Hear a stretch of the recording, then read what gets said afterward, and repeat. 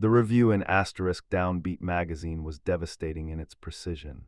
Louis Armstrong should stick to trumpet, the critic wrote in 1932. His instrumental work is revolutionary, his tone is magnificent, his improvisations are genius, but his singing voice is rough, gravelly, unsuited for commercial recording. If he insists on singing, it will limit his career to novelty performances rather than the serious artistry he's capable of.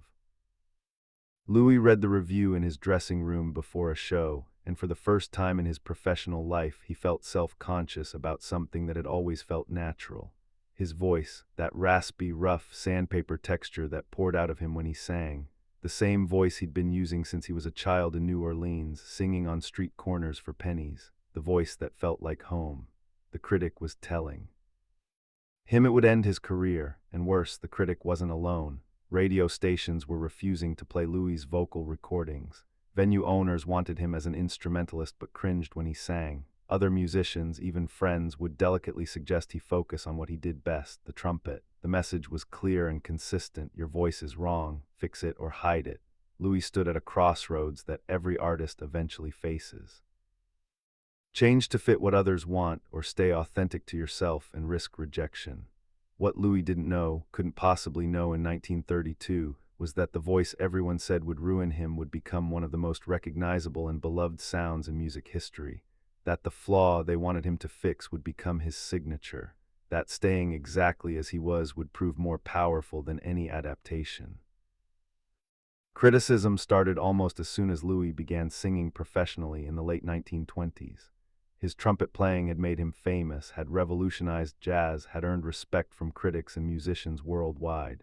But when he started adding vocals to his performances, the response was mixed at best, hostile at worst.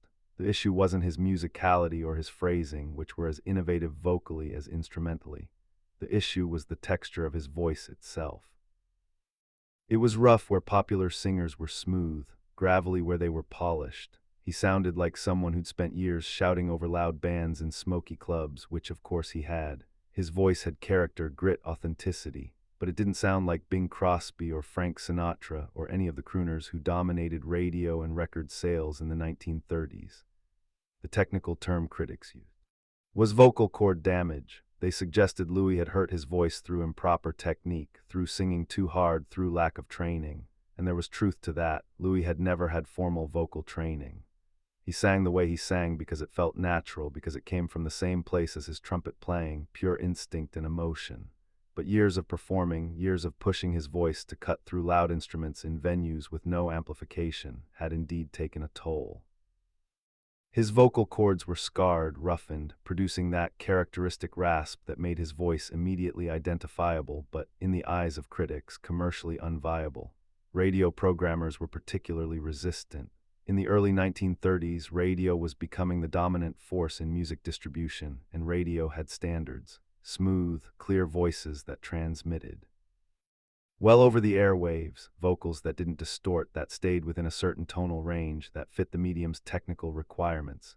Louis's gravelly voice didn't meet those standards. It was too rough for the pristine sound quality radio executives wanted. Programmers would play Louis's instrumental recordings but skip tracks where he sang. Some stations implemented informal policies. Louis Armstrong, the trumpet player, was welcome. Louis Armstrong, the vocalist, was not. The rejection hurt, not just professionally, though the career implications were real, but personally. Louis loved singing. It was as much a part of his musical expression as his trumpet playing. He sang the way he talked, with the same rough warmth, the same emotional directness. Telling him not to sing felt like telling him not to be himself, but the pressure was intense and came from all directions. His manager suggested focusing on instrumental work. Record company executives pushed for instrumental albums. Even fellow musicians, who loved Louis personally, would quietly indicate that his vocal recordings weren't helping his reputation with serious jazz critics. Louis tried to adapt. There are recordings from the early 1930s where you can hear him attempting to smooth out his voice, to sing in a more conventional style. He tried to eliminate the rasp, to round out his tone, to sound more like the singers who were getting radio play. The results were technically better, perhaps, smoother, more radio-friendly, but they were also less Louis. The personality that made his voice distinctive, the character that came from years of hard living and authentic emotion, all of that was diminished when he tried to Sound like someone else, the smooth Louis was competent, the rough Louis was magical, but Louis was receiving so much feedback about fixing his voice that he struggled to hear what was actually true versus what was conventional wisdom. The turning point came during a recording session in 1932. Louis was working on a version of Stardust, the Hoagy Carmichael standard that every major singer was covering. The producer wanted it smooth, wanted it commercial, wanted it to sound like Bing Crosby's version that was dominating sales. Louis tried, multiple takes, attempting to eliminate the gravel, to polish his delivery, to fit the mold the market demanded. But each take felt false. Finally, in frustration, Louis said, "Let me try it one more time, my way." The producer, skeptical but willing to indulge the session time, agreed. Louis sang Stardust exactly as he felt it, gravelly voice and all, pouring his soul into every rough note. When he finished, the studio was silent. Then the producer said something unexpected. "That's the one, that's the real one." That moment marked a shift in Louis's relationship with his own voice, not a sudden transformation, but the beginning of acceptance. He started to understand that the critics and radio programmers and everyone telling him to change his voice were operating from assumptions about what voices should sound like, assumptions that didn't account for what his voice actually did to listeners. Yes, it was rough, but that roughness conveyed emotion that smooth voices couldn't reach. It communicated authenticity, struggle, survival, joy earned through hardship. All the things Louis's life had been about, all of that came through in the texture of his voice in ways that technical perfection never could. But accepting himself didn't immediately change the industry's response. Throughout the 1930s, Louis continued to face resistance to his vocal recordings. Some venues would only book him as an instrumentalist. Radio play remained limited. Critics continued to suggest he was better off not singing. The commercial pressure to conform was constant and powerful. But Louis made a choice that would define the rest of his career. He stopped trying to fix his voice, stopped attempting to sound like someone else. Instead, he leaned into what made his voice distinctive. If it was gravelly, he'd make that gravel expressive. If it was rough, he'd use that roughness to convey emotions that smooth voices couldn't touch. Gradually, something surprising happened. Audiences started to respond to Louis's vocals in ways they didn't respond to conventional singers. His voice had a quality that felt real, unmanufactured, honest in an era when much of popular music felt increasingly polished and distant. People who heard Louis sing didn't just hear a voice, they heard a person. They heard history and struggle and triumph and joy all mixed together. The very things critics called flaws, audiences experienced as character.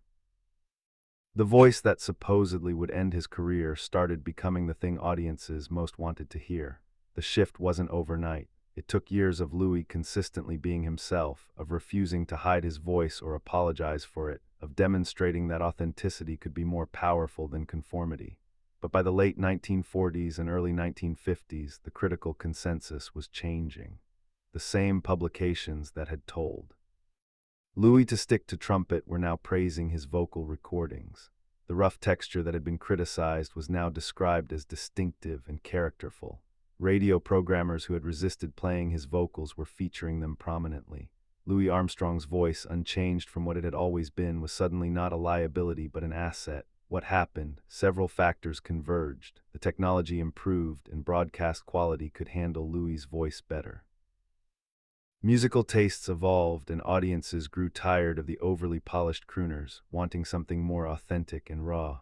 But most importantly, Louis had created a body of work that was so consistently excellent, so emotionally powerful, that people couldn't ignore it. He'd proven that a voice didn't need to be smooth to be beautiful. That roughness could convey depth. That perfection couldn't reach. That authenticity was more valuable than conformity to arbitrary standards. The validation came in unexpected forms. Other singers started trying to add gravel to their voices, imitating Louis's sound. What had been considered a flaw was now being copied as a feature. Young musicians would ask Louis how he got that raspy quality, and he'd laugh and say, 50 years of singing in smoky clubs and not knowing when to rest. But don't try to sound like me. Sound like you, the advice revealed Louis's hard-won wisdom. Authenticity can't be manufactured. You can't create genuine character by imitating someone else's authentic expression. You have to find your own voice, literally and figuratively, and then have the courage to use it even when everyone's telling you it's wrong. By the time Louis recorded, what a wonderful World in 1967, his gravelly voice wasn't just accepted. It was iconic. People around the world could identify Louis Armstrong within 3 words of any song. That voice, rough and warm and utterly unique, had become one of the most recognizable sounds in music. The very quality that critics said would limit him to novelty performances had instead become his most valuable artistic asset, not in spite of its roughness, but because of it. The gravel in Louis's voice carried emotional weight that technically perfect voices couldn't achieve. The lesson Louis learned through decades of criticism and pressure to change was profound and universally applicable. That what makes you different is often what makes you valuable. That the things you're most self-conscious about, the qualities you think are flaws, might actually be your greatest strengths if you have the courage to embrace them. That markets and critics and conventional wisdom are often wrong about what matters. That authenticity, staying true to yourself even when everyone's pressuring you to change, can be the most powerful choice you make. This lesson resonates today in ways Louis couldn't have anticipated. In an era of social media, of constant feedback and comparison, of algorithms that seem to reward conformity and punish deviation from norms, Louis Armstrong's gravelly voice stands as a reminder that you don't have to smooth out your rough edges to be successful. That character and authenticity can triumph over polish and conformity. That the audience isn't always looking for perfection. Sometimes they're looking for truth. And truth often comes with rough edges, with imperfections, with the kind of gravel that only real experience can create. The music industry today still struggles with these dynamics. Artists are told to modify their sound to fit playlists, to change their appearance to match marketing demographics, to sand down anything distinctive that might be too different, too unusual, too risky. The pressure to conform is powerful and comes wrapped in the language of career advice and market realities. But Louis Armstrong's experience suggests that the biggest career risk isn't being too distinctive. It's being forgettable, it's sounding like everyone else. It's letting the pressure to conform erase the very things that make you irreplaceable. Louis could have changed his voice. With training, with technique, with conscious effort, he could have smoothed out the rasp, polished away the gravel, made himself sound more like the singers who were getting radio play in the 1930s. He might have gotten more airplay sooner, might have avoided some of the criticism, might have had an easier path to commercial success, but he would have lost the thing that made him Louis Armstrong. He would have become technically proficient but artistically diminished, smooth but forgettable, acceptable but not exceptional. Instead, he stayed rough, stayed authentic, stayed himself, and in doing so, he didn't just have a successful career, he created a legacy. His voice became one of the defining sounds of the 20th century. People who never heard his trumpet work, who knew nothing about his innovations in jazz, could still identify Louis Armstrong from a single phrase sung in that gravelly, rough, absolutely distinctive voice. The voice everyone said would end his career became the voice that defined his legacy. Story has particular resonance for anyone who's been told they need to change to succeed. Anyone who's been advised to smooth out their rough edges, to fit better into existing categories, to be more like the people who are already successful. Louis Armstrong's experience suggests a different path, not smoothing out but leaning in, not hiding what makes you different but emphasizing it, not apologizing for your rough edges but understanding that those rough edges are where your character lives. This isn't to say that all feedback should be ignored or that improvement isn't valuable. Louis was constantly improving as a musician, constantly learning, constantly getting better at his craft. But there's a crucial difference between improvement and conformity. Improvement makes you better at being yourself. Conformity makes you better at being someone else. Louis was willing to improve his musicianship, his phrasing, his technical skills. But he wasn't willing to fundamentally change the voice that came from who he was and what he'd experienced. The gravelly voice that critics said would limit Louis to novelty performances ended up being featured in some of the most emotionally powerful recordings in music history. What a Wonderful World, sung in that rough, warm, utterly authentic voice, has moved billions of people across generations. Would it have the same impact if Louis had smoothed out his voice, made it more conventionally beautiful? Almost certainly not. The power of that recording comes precisely from the character in Louis's voice, from the sense that you're hearing someone who's lived through hardship and still found beauty in the world.